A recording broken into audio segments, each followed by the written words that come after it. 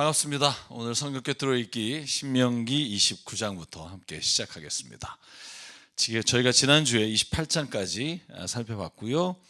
신명기가 모세의 세 편의 설교와 또 모세의 마지막 장면을 그리고 있다면 오늘이 바로 세 번째 모세의 설교에 들어갑니다. 그런데 이 마지막 설교는 굉장히 짧은 본문인데요. 왜냐하면 이 앞에 28장까지가 모세가 시내산에서 받은 율법에 대해서 이제 가나안 땅에 들어가기 전에 다음 세대에게 중심으로 말씀을 전했다면, 오늘 여기는 본문이 이렇게 시작해요. 모세에게 모압 땅에서 세우신 언약이다. 쉽게 말하면 앞에 28장까지는 시내산에서 하나님께로부터 받은 돌 계명, 그리고 하나님께서 베푸신 율법에 관한 이야기라면, 오늘 29장 30장은 모세와 이스라엘 백성에게 모압 땅에서 또다시 새롭게 전해주는 율법 이야기라고 생각하시면 될 것 같아요. 그래서 거기에 말씀을 보면 제일 먼저 지난 40년 동안 광야에서 하나님이 이스라엘 백성을 어떻게 이끌어 주셨는지, 그리고 하나님께서 이스라엘 백성에게 앞으로도 어떻게 하시겠다고 하는지를 약속해 주시는 말씀으로 시작합니다.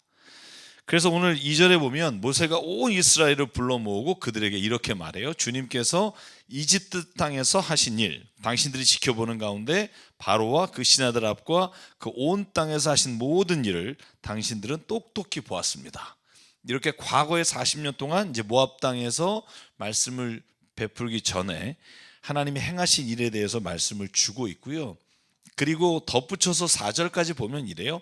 그러나 바로 오늘까지 주님께서는 당신들에게 깨닫는 마음과 보는 눈과 듣는 귀를 주지 않으셨습니다. 나는 40년 동안 광야에서 너희를 인도하였다. 그래서 너희 몸에 걸친 옷이 헤어지지 않았고 너희 발에 신은 닳지가 않았다.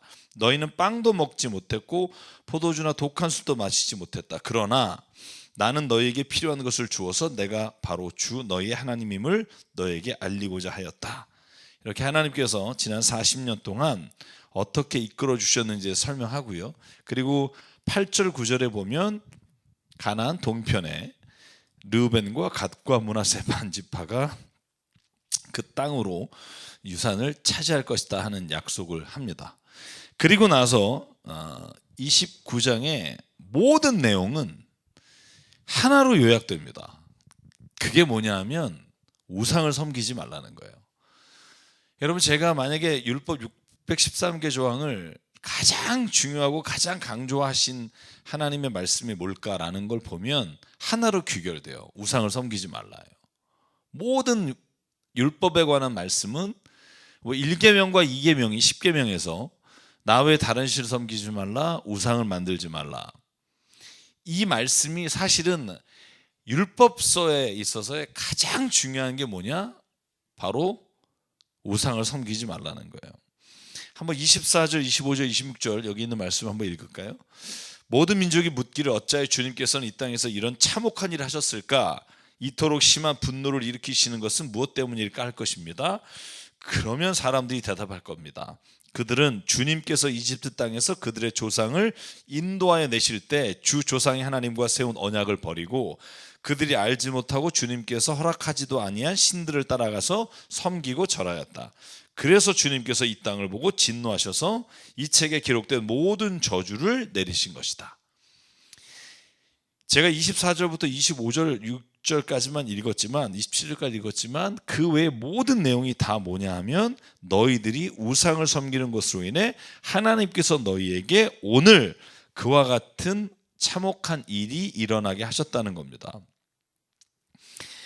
여러분, 이 땅에서 오직 존경과 영광을 받으실 분은 하나님이십니다. 이게 성경이 말하는 가장 중요한 핵심 중에 하나입니다.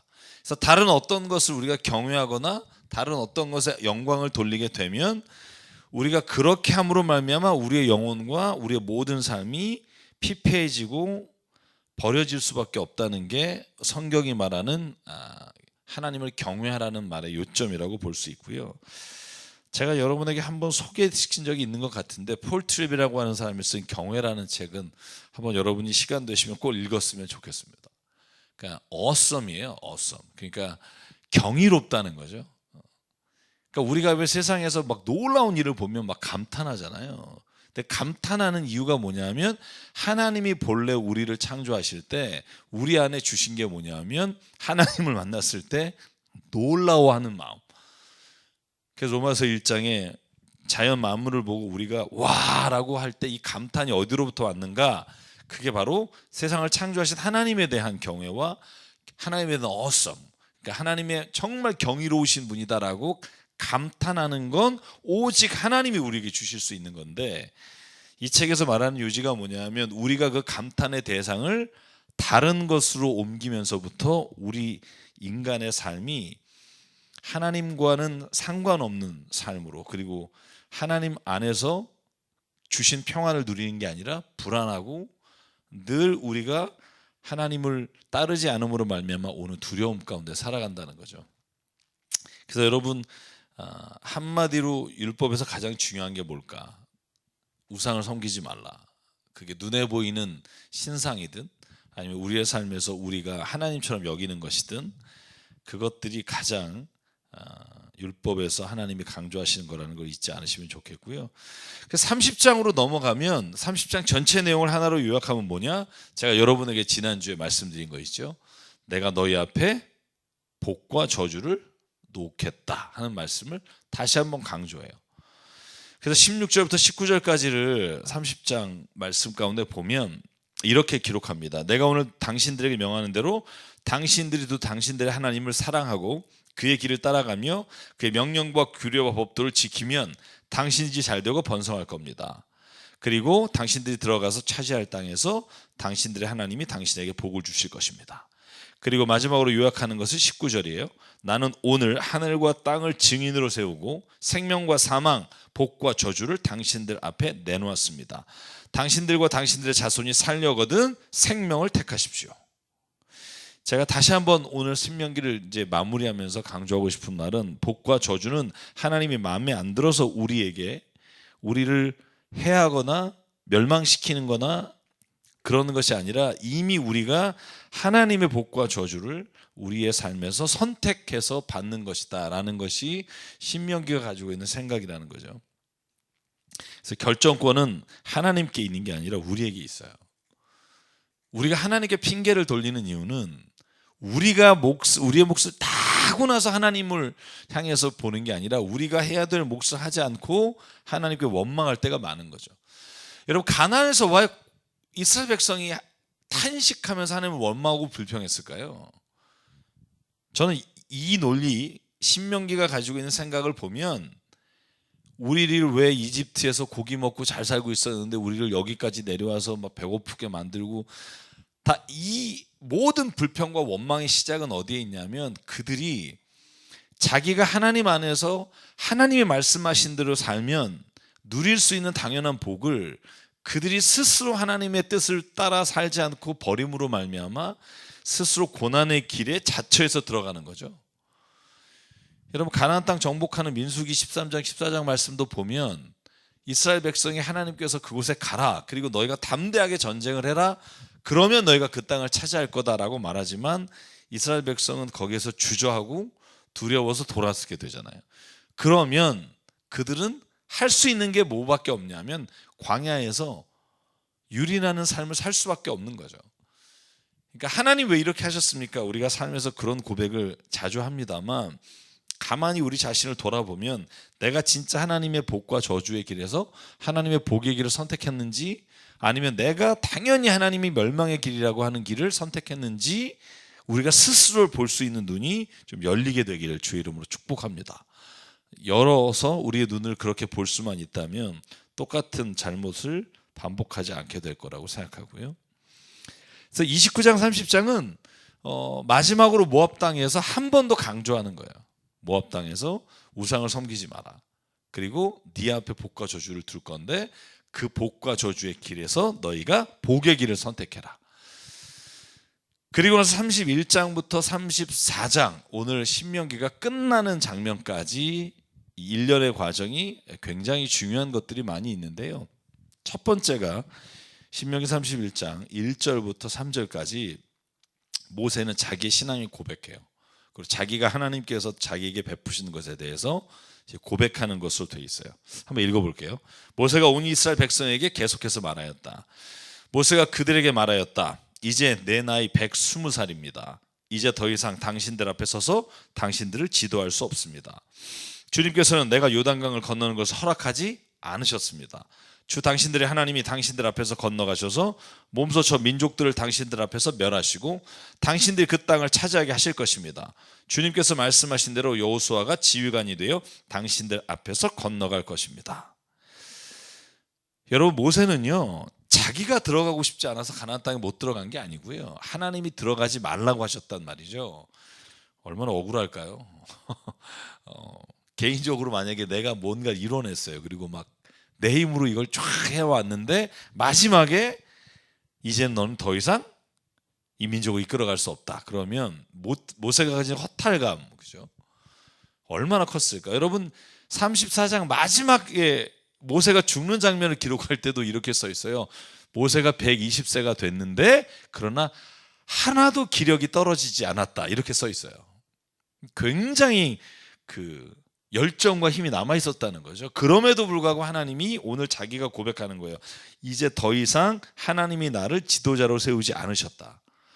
그런데 그 다음이 정말 멋있는 게 뭐냐면 모세는 하나님의 뜻대로 여호수아를 후임으로 세우고 그를 축복한다는 거예요. 여러분, 사울 왕을 생각해 보실래요? 얼마나 다른가? 그죠? 사울 왕도 똑같이 하나님 앞에서 실수함으로 말미암아, 하나님 앞에서 자꾸 거짓말하는 거로 말미암아 하나님이 그를 더 이상 그의 가족을 왕의 족보에 왕으로 세우지 않으신단 말이죠. 그리고 다윗을 세운다고 말씀하실 때 여러분, 사울 왕이 그걸 받아들이나요? 아니요. 여러분, 인간이 원래 그렇잖아요. 우리 집안이 이거 누린 걸 다른 집안한테 뺏긴다, 용납이 안 되죠. 그래서 사울은 결국은 자기 세 아들과 함께 비참하게 죽잖아요. 근데 저는 모세가 진짜 멋있는 모습이 뭐냐면 그가 실수할 수 있어요. 인생을 살다가 하나님 뜻을 또 어길 수가 있어요. 이따가 그 이유에 대해서 하나님이 두 가지로 요약하시는데 그때 좀 살펴보고요. 그런데 모세의 정말 위대한 점은 그럼에도 불구하고 명예롭게 자기의 자리를 퇴진하고 그 다음에 여호수아를 축복한다는 거예요. 그래서 31장의 6절부터 보면 이스라엘 백성에게 먼저 너희들은 담대하라. 내가 죽고 내가 만약에 가나안 땅에 못 들어가도 하나님은 너와 함께 하실 거다. 두려워하지 말고 무서워하지 말고, 그리고 하나님이 너와 함께 하시고 떠나지도 않고 버리지도 않을 거다. 여러분, 이렇게 이스라엘 백성에게요 확신을 줘요. 비록 나는 하나님이 허락하지 않아서 못 들어가지만, 그 다음에 위대한 거 7절과 8절입니다. 여호수아를 불러놓고 모든 이스라엘 백성이 보는 가운데 축복해요. 제가 한번 7절의 그 내용을 읽어볼게요. 여호수아에게 하는 말입니다. 모세가 그대는 마음을 강하게 하고 용기를 내시오. 그대는 주님께서 그대의 조상에게 주시기로 맹세한 땅으로 이 백성과 함께 가서 그들이 그 땅을 유산으로 얻게 하시오. 주님께서 친히 그대 앞에서 가시며 그대와 함께 가시며 그네를 떠나지도 않으시고 버리지도 않으실 것이니 두려워하지 말고 겁내지도 마시오. 여러분, 저는 이게요, 우리가 성경을 읽으니까 이렇게 쉽게 모세가 이렇게 했다라고 말하지만 사실 한 인간의 모습을 봤을 때 이것처럼 어려운 게 없어요. 그런데 오늘 모세는요 이스라엘 백성에게 내가 떠나도 안심하라고 이스라엘 백성을 먼저 마음을 평안하게 해주고요, 여호수아에게 권력 이임을 해요. 영어로 임파워링이라고 그러죠. 자기가 가진 모든 권력을 여호수아에게 사람들이 보는 앞에서 물려준단 말이죠. 제가 이 밑에다가 좀 빨간색으로 썼는데 오히려 그래서 더 안 보이는 것 같네요. 이런 모습이 한국 교회에 있으면 얼마나 좋을까. 많은 교회들이 이렇게 하고 있습니다만 사실은 우리 목회자나 우리 교회 지도자들이 이 부분에서 참 무너지는 사람들이 너무나 많죠. 특별히 큰 교회나 큰 일을 행하시고 나서 저희 모세를 마지막으로 본받았으면 좋겠어요. 모세가 이렇게 용기를 내서 사람들 앞에 선포하는 것처럼 하나님이 이걸 정말 기뻐하실 거다.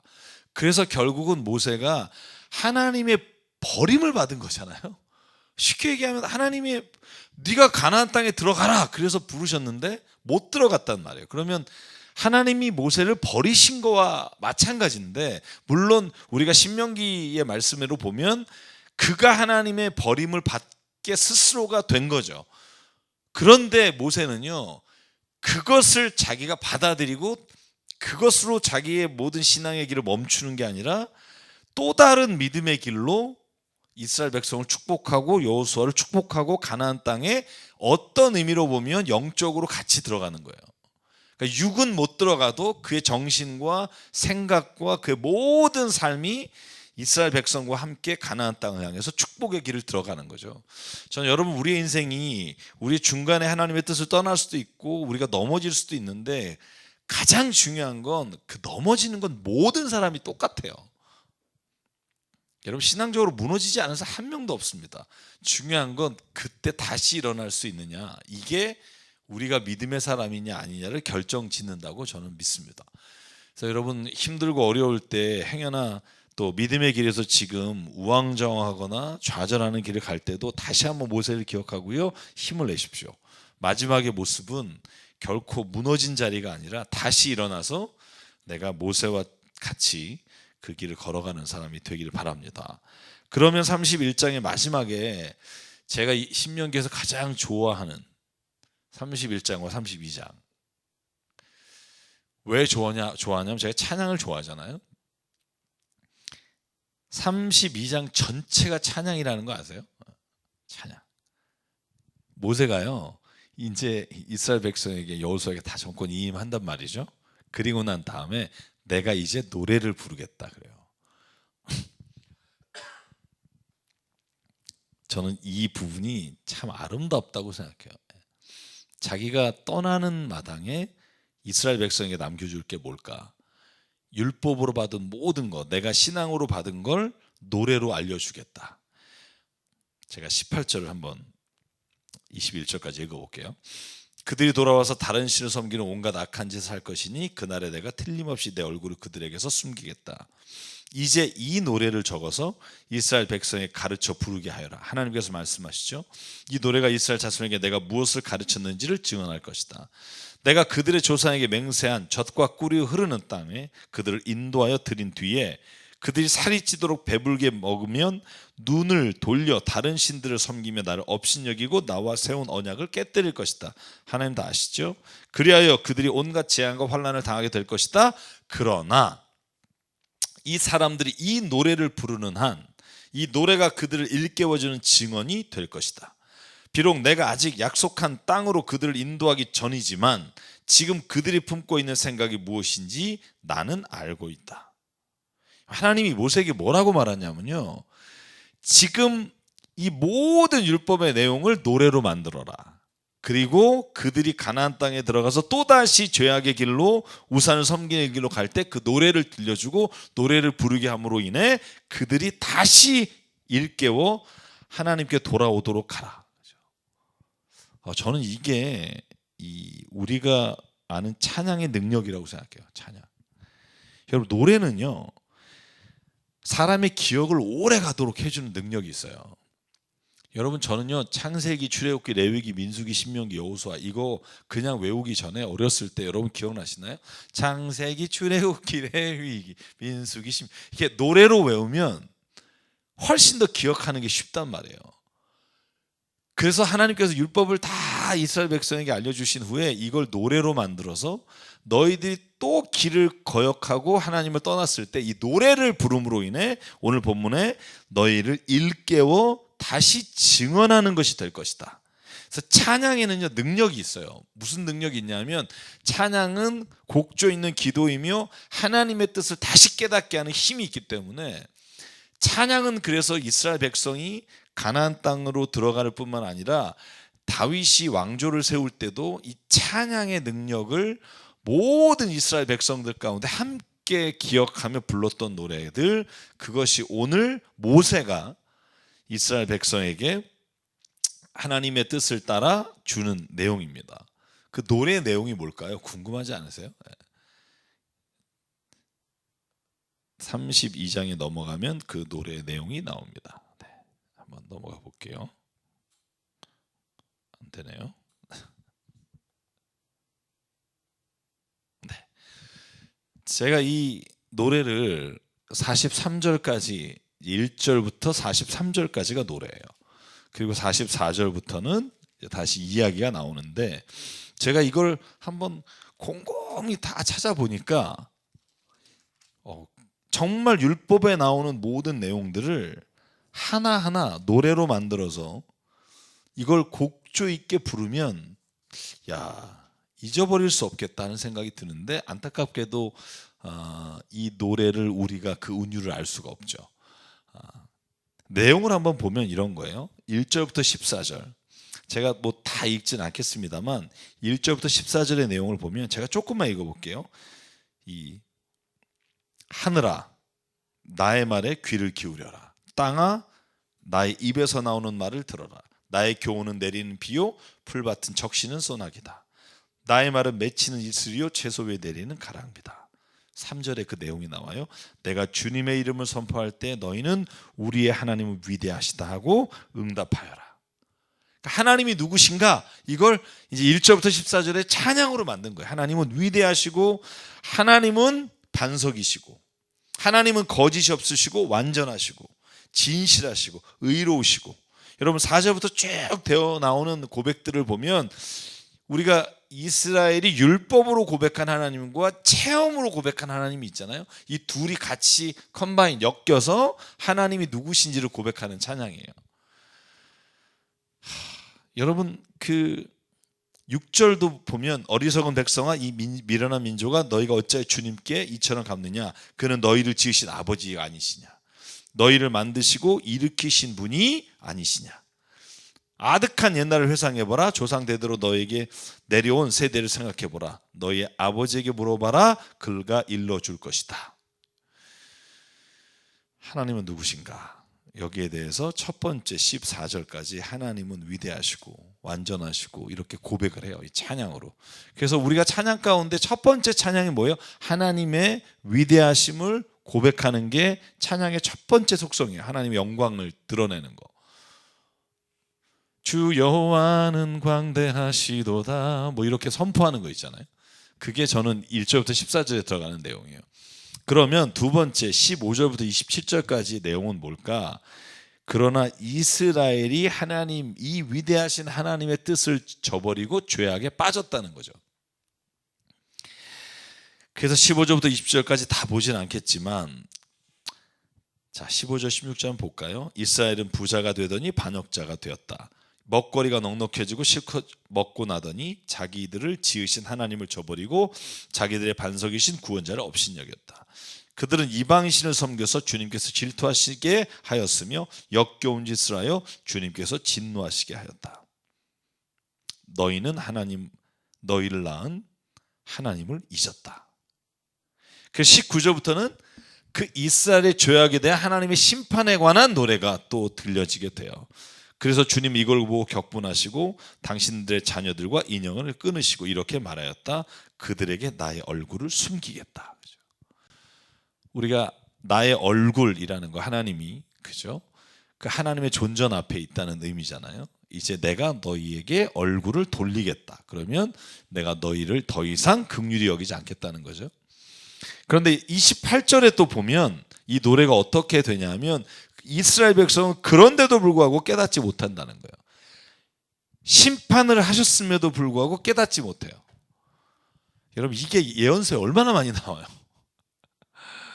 예언을 잘못하고 막 그죠? 깨닫지 못하고 그래서 하나님이 그렇게 답답하시고 막 그럴 때 이스라엘 백성이 그걸 깨닫지 못했을 때도 하나님 어떻게 하시겠다냐면 하나님은 또다시 긍휼을 베푸시겠다 불쌍히 여기시겠다라고 하나님이 또 약속해 주시는 게 또 다음의 노래입니다. 36절만 제가 읽어볼까요? 그들이 기진맥진하고 갇힌 사람도 노인 사람도 하나도 남지 않았을 때에 주님께서는 당신의 백성을 심판하시고 당신의 종들을 불쌍히 여기실 것이다. 그래서 이 36절까지의 노래는 하나님이 그럼에도 불구하고 그들을 불쌍히 여기신다라는 거고요. 마지막의 내용은 하나님이 또다시 누구신가에 대한 찬양으로 끝나요. 자, 한번 읽어볼까요? 제가 오늘 그러나 39절부터 읽을게요. 그러나 이제는 알아라. 나 오직 나만이 하나님이다. 나밖에는 다른 신이 없다. 나는 죽게도 하고 살게도 한다. 나는 상하게도 하고 낮게도 하는 거. 아무도 내가 하는 일을 막지 못한다. 내가 하늘로 손을 들고 내가 나의 영원한 삶을 두고 맹세한다. 나는 나의 칼을 날카롭게 갈아서 내 손으로 재판을 주관하며 내 원수들에게 보복할 것이다. 나를 미워하는 자들에게 보응하겠다. 모든 나라들아, 43절입니다. 주님의 백성과 함께 즐거워하라. 주님께서 그 종들의 피를 흘린 자에게 원수를 갚으시고 당신의 대적들에게 복수하신다. 당신의 땅과 백성이 지은 죄를 속하여 주신다. 여러분, 모세가 또 한 번 노래를 부르죠. 언제죠? 출애굽기에서 홍해를 건넌 다음에 모세가 찬양하고 미리암도 찬양하고, 그죠? 그때는 하나님이 자기의 행하신 일에 대한 능력을 찬양하는 내용이고요. 오늘은 정말 율법을 기억하게 하기 위해서 하나님이 누구신가, 우리가 왜 죄를 짓는가, 그리고 하나님은 죄 진 자를 어떻게 생각하시는가, 그리고 하나님은 위대하신 분께서 어떻게 하시나, 이런 걸 찬양하는 거예요. 그래서 저는 오늘 이 32장을 같이 나누면서 찬양을 좀 매일매일 삶 가운데 부르는 삶이 되길 바라요. 왜냐하면 찬양은 우리가 말씀이 떠오르지 않아도 찬양은 우리가 늘 기억할 수 있도록 우리의 마음과 우리 입술과 생각을 주장하기 때문에, 제가 지난 주일과 그 전주에 부른 찬양 있잖아요. 그죠? 여호와께 돌아가자. 그 찬양만 해도 딱 부르면 하나님이 누구신지 우리가 예언서에서 말씀하신 하나님을 한 번에 이해할 수 있기 때문에, 그래서 여러분 오늘 32장 제가 특별히 좀 설명하는 이유는 이 하나님도 율법을 모세를 통해 노래로 기억하라. 너희 백성이 만약에 하나님을 떠나서 죄를 지을 때 노래를 불러서 그들로 하여금 깨닫게 해라.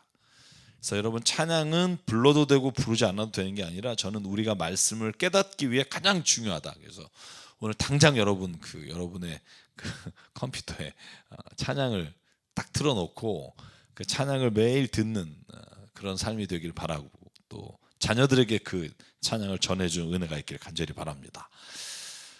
자, 오늘 33장을 이제 들어갈 텐데, 32장의 마지막에 요것만 내가 정리를 할게요. 44절부터는 또다시 모세가 이스라엘 백성에게 말하는데, 그게 뭐냐면 율법은 우리의 생명이다 하는 거예요. 노래를 다 가르치고 난 이후에 이스라엘 백성에게 이렇게 말합니다. 46절. 오늘 내가 당신들에게 증언한 모든 말을 당신들의 마음에 간직해 두고 자녀에게 가르쳐 이 율법의 모든 말씀을 지키게 하십시오. 율법은 단지 빈말이 아니라, 이게 저는 굉장히 중요해요, 바로 당신들의 생명입니다. 이 말씀을 순종하십시오. 그래야만 당신들 요단강을 건너가 차지하는 땅에서 오래오래 살 것입니다. 저는 이 말이 굉장히 초점이에요. 당신들의 생명입니다. 그러니까 율법은 그냥 하나님이 우리로 하여금 그냥 이거 지켜라 라고 준 게 아니라 이걸 지키는 자에게는 생명이 된다. 그래서 하나님이 오늘 그 말씀을 주셨다는 거예요. 그래서 저는 오늘 이 찬양 꼭 여러분이 기억하고 말씀을 불렀으면 좋겠습니다. 찬양으로. 33장으로 넘어갈게요. 33장은 여러분이 이미 너무나 잘 아시겠지만 12지파에 대한 축복의 말씀이에요. 12지파에 대한, 모세가 마지막 하나하나. 그런데 여기에 나와 있는 12지파와 여러분 또 12지파 축복한 대목이 어디 나오죠? 성경에 우리가 앞에서 한 게 창세기 49장. 야곱이 자기의 12아들 축복하는 장면이 나오죠. 그때하고 조금 달라진 게 있더라고요. 그래서 한번 보면 일단 33장 먼저 볼게요. 루벤을 축복해요. 비록 수는 적지만 잘 살고 망하지 않을 것이다. 유다, 살려달라고 부르짖을 때 들어주고 다른 지파와 하나가 될 것이다. 하나하나 칭찬해요. 레위, 강해지도록 복을 베풀어 주시고 모든 일을 기쁘게 받아들이게 되리라. 베냐민 주님 곁에서 안전하게 살게 되리라. 그 다음에 요셉이라고 되어 있는데, 요셉은 결국 에브라임과 므낫세 두 지파를 요셉 지파라고 부른 거죠. 그들의 땅에 복을 내리고 온갖 과실이 풍성하게 되리라. 스불론과 이사갈 같이 축복해요. 해상 무역으로 번성하고 부자가 되리라. 이게 이제 각 지파가 땅을 차지하고 땅을 차지한 곳에서 누리게 되는 복이에요. 나중에 저희가 지도를 한번 보면 여호수아서를 가지고 나갈 때 보여드릴게요. 자, 그리고 나서 갓 지파 가장 좋은 땅과 넓은 땅을 받게 되리라. 단 지파 바산에서 뛰어나오는 사자 새끼와 같이 되리라. 납달리 서쪽과 남쪽을 차지하고 살게 되리라. 아셀 형제들에게서 귀염을 받으며 안전하리라. 제가 정리한 거예요. 자, 이 12지파에 대한 축복이 나온단 말이죠. 그런데 여러분 12지파가 오늘 신명기 33장에서 받은 축복과 창세기 49장에서 받은 축복이 너무나 달라요. 내용이. 대표적인 게 뭐죠? 여러분이 기억나는 게 있다면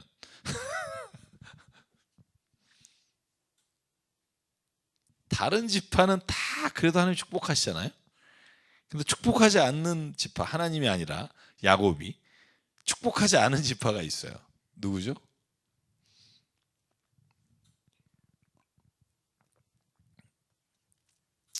시몬과 레위죠. 창세기 38장 다말의 그 사건 때문에 피를 흘린단 말이죠. 그래서 너희들은 칼을 때문에 망한다, 이렇게 하나님께서 말씀하신다고. 그런데 오늘 보실래요? 여기에는 레위는요, 시므온은 나오지도 않아요. 지파가 여기서 빠졌어요. 그래서 제가 그게 왜 빠졌는지를 여러모로 찾아봤으나 사실 밝혀내기는 어렵지만, 어쨌든 시몬과 레위에게 주셨던 그 저주에 가까운 말씀이 이 신명기 33장 이렇게 바뀌어요. 강해지도록 복을 베푸시고 모든 일을 기쁘게 받아들이게 될 거다 라고 레위 지파를 축복하신단 말이에요. 그 전에는 레위와 시몬이 칼을 썼기 때문에 칼로 망할 것이다, 사실은, 그리고 다른 섬기게 될 거다, 이렇게 되는데, 그래서 제가 이걸 보면서 깨달은 게 있어요. 그게 뭐냐면, 제가 두 번째 쓴 거예요. 성경에 나오는 축복의 내용이 시대에 따라서 지파의 상황에 따라 변할 수 있다는 거예요. 자, 이 말을 잘 기억하시면 좋을 것 같아요. 한 번 하나님이 지파에 대해서 혹은 누군가에게 축복을 내렸다, 이게 영원한 게 아닐 수 있다는 거예요. 하나님이 왜 그럴 수 있냐, 그 말이 아니에요. 여러분, 다윗의 왕조가 영원하리라 하나님 축복하셨단 말이에요. 근데 성경에 보면 다윗의 왕조가 영원한가요? 아니요, 망해요. 나중에 여러분 보시면 알겠지만 이스라엘 백성 중에 다윗의 자손이 왕으로 삼다가 나중에 바벨론의 포로로 끌려가잖아요. 그죠? 근데 하나님은 다윗에게 축복하셨다고 해요. 여러분 보시면 알겠지만 사무엘하, 열왕기상에도 그렇고 역대상에도 마찬가지지만, 내가 너의 왕조를 영원히 하겠다, 이렇게 축복하신다고 해요, 하나님이. 근데 다윗의 왕조 영원하지 않단 말이에요. 그러면 하나님이 약속을 안 지켰냐? 그런 게 아니죠. 하나님은요, 다윗이 하나님과의 언약 가운데서 그 언약 가운데 말씀을 지키며 그 왕조가 영원할 것이라고 약속하신 거지만, 결국 다윗의 자손 중에 여러분 솔로몬 이후에 왕조가 나눠지고 남유다도 계속 악한 일을 행하잖아요. 그래서 시드기야 왕 때는 완전히 망하고, 그 앞에도 여호와킴이나 다 하나님 앞에 악한 일을 행하잖아요. 그러니까 결국 다윗으로 말미암아 내가 너를 멸망해야 되지만 내가 너를 불쌍히 여기겠다라고 넘어가셨지만, 결국은 다윗의 후손인 왕족이 하나님 앞에 범죄함으로 말미암아 그 왕조가 영원히 갈 수 없었다는 거예요. 하나님의 언약을 지키시지 않은 게 아니라, 하나님과 다윗이 맺은 언약 가운데 다윗의 후손의 왕들이 하나님의 뜻을 거역함으로, 신명기의 말씀으로 돌아가면 그들이 저주를 택한 거예요. 그들이 하나님의 약속의 말씀을 복으로 살 수 없도록 그의 길을 걸어간 거죠. 역으로 말하면 여러분이 지금 아무리 삶이 하나님 안에서 복을 받지 못하는 자처럼, 혹은 레위나 시므온처럼 지금의 그들의 잘못으로 말미암아 하나님이 칼이 그 앞에 놓여 있다라고 말했으나, 그러나 여러분 시간적으로 보면 야곱 이후에 모세가 출애굽해서 가나안 땅에 들어가는 그 기간 동안에 시므온과 레위 지파에 대한 저주가 복으로 바뀌었다니까요. 왜? 하나님이 마음이 변덕이 있어서 그런 게 아니고요. 그들이 하나님의 말씀을 따라서, 하나님의 뜻을 따라서 레위 지파가 그들의 본분에 최선을 다하게 될 때, 하나님이 그들을 향한 복과 저주가 그들의 삶으로 말미암아 변하게 되는 거죠. 여러분, 그래서 우리의 삶도 언제든지 하나님의 복을 누리는 자리로 변할 수 있다는 거예요. 하나님은 한 번 찍은 게 무슨 주홍 글씨처럼 영원히 그를 저주하는 게 아니라, 하나님은 우리가 복과 저주의 선택의 길에서 어떻게 하느냐에 따라 하나님은 우리를 늘 복 주시기를 원하신다고요. 저는 민수기에서 그래서 제가 여러분에게 강조하겠죠. 하나님은 너희들에게 복 주시기를 원하고 얼굴을 돌이키사 너희들에게 평안을 주시기 원하며. 이게 하나님의 마음이라니까요. 그런데 우리가 그걸 못 받는 거예요. 왜냐하면 우리가 여기 신명기에 나오는 말씀처럼 우리가 하나님의 그 얼굴을 돌이켜서 받을 만한 말씀과 삶의 길을 선택하지 않기 때문에. 다시 한번 강조합니다만, 신명기에서 하나님이 우리에게 말씀하시고자 하는 것은 복과 저주가 우리에게 있다는 거예요. 이미. 여러분, 지금 결정하셔야 되는 거예요. 내가 아무리 뭐 해도 하나님이 난 하나님 사람이니까 이런 건 성경에 없어요. 오히려 사랑하니까 히브리서 말씀처럼 채찍을 주고 자녀를 고통을 주는 거죠. 왜? 그가 하나님의 자녀답게 되기 위해서. 그래서 여러분, 어느 쪽에 계시든, 지금 하나님의 복을 누리고 있든 아니면 하나님의 지금 정말 자녀임에도 불구하고 여러 가지 어려움과 내가 생각하는 그 고난 가운데 있다 해도 하나님은 반드시 우리에게 복 주시길 원하는 분입니다. 그러니까 모든 상황을 다 하나님의 이런 말씀을 안 지켜서 고난이 온다 이렇게 해석하라는 게 아니고요. 우리가 코로나가 와서 고난을 당하는 일이 있을 수 있어요. 이건 세상에서 일어나는 일로 당하는 고난이겠지만, 그러나 우리가 항상 우리의 삶을 하나님의 말씀 가운데 비춰보고 하나님께서 오늘 나의 삶에게 뭘 원하는가를 깨닫는 건 우리의 몫이라는 거죠. 그래서 여러분, 오늘도 한번 곰곰이 우리의 삶을 또 코로나를 맞아서 혹은 지금 걸어가는 길에 한번 되돌아보고 생각해 보는 기회가 됐으면 좋겠습니다. 자, 그러면 오늘 마지막 34장이에요. 34장은 뭐 그렇게 어렵지 않고 짧습니다. 모세가 죽는 장면이에요. 제가 마지막으로 한 4절부터 읽을게요. 그리고 주님께서 그에게 말씀하셨다. 이것은 내가 아브라함과 이삭과 야곱에게 맹세하여 그들의 자손에게 주겠다고 약속한 땅이다. 내가 너에게 이 땅을 보여주기는 하지만 내가 그리로 들어가지 못한다. 주님의 종 모세는 주님의 말씀대로 모압 땅에서 죽어서 모압 땅 벳보을 맞은 쪽에 있는 골짜기에 묻혔는데 오늘날까지 그 무덤이 어디에 있는지 아는 사람은 아무도 없다. 모세가 죽을 때 나이가 120살이었으나 그의 눈은 빛을 잃지 않았고 기력은 정정하였다. 쉽게 말하면 모세가 가나안 땅에 들어가지 못한 건 건강의 문제가 아니라 그가 하나님의 복을 받지 못하는 길을 걸어갔기 때문이에요. 그걸 또 뒤에 요약해 줍니다. 우리가 못 알아먹을까 봐 제가 읽을게요. 자, 한번 그 모압 땅 느보산 볼까요? 우리가 사해가 있죠. 이쪽이 오른쪽이 모압 땅이에요. 그 중에 느보산에서 하나님께서 이 말씀을 한다고 돼 있으니까, 느보산이 올라가 보면, 저도 올라가 봤는데 밑에서 그 산을 봤는데 여기서 보면 동편이 다 보여요. 그래서 오늘 성경에 뭐라고 돼 있어요? 1절부터 2절 3절에 보면, 제가 읽어볼게요. 34절. 모세가 모압 평원 여리고 맞은편에 있는 느보산의 비스가 봉우리에 오르니, 꼭대기에 올라갔죠. 주님께서 그에게 단에서부터 길앗 지방까지, 단이 저 위잖아요. 그러니까 느보산에 올라가면 저 위부터 다 보이는 거예요. 하나님 진짜 얄궂죠. 다 보여주시면서 말을 하는 거예요. 너는 여기에 못 들어간다. 그리고 나서 8절부터 보면 이제 그 이유에 대해서 설명하는 장면이 나옵니다. 자, 모세 장례를 볼까요? 이스라엘 백성은 모압 평원에서 모세의 죽음을 애도하는 기간이 끝날 때까지 모세를 생각하며 30일 동안 애곡하였다. 모세가 눈의 아들 여호수아에게 안수하였으므로 여호수아에게 지혜의 영이 넘쳤다. 이스라엘 자손은 주님께서 모세에게 명하신 대로 여호수아의 말을 잘 듣고 그를 따랐다.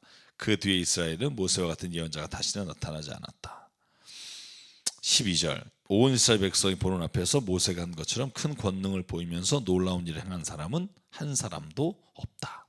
모세에 대한 평가가 어떤 사람의 평가보다 가장 뛰어난 평가를 하고 있다는 걸 알 수 있어요. 주님과 얼굴을 대해 본 사람은 모세밖에 없고 이런 큰 권능으로 놀라운 일을 한 사람은 모세밖에 없다. 그죠?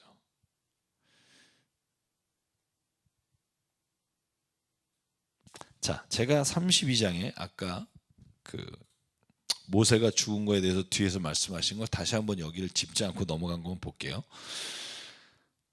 왜 하나님께서 모세를 못 들어가게 하셨나?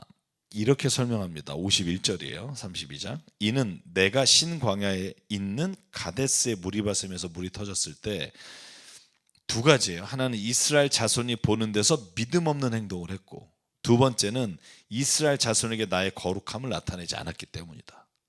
그러니까 건강의 문제로 못 들어가는 게 아니라 이 두 가지를 했다는 거죠. 전 이게 굉장히 중요한 의미를 가지고 있다고 봐요. 하나는 이스라엘 백성 앞에서 모세가 믿음 있는 행동을 하지 않았다는 거예요. 두 번째는 하나님의 거룩하심을 드러내지 않았다. 여기엔 두 가지 의미가 있을 거예요.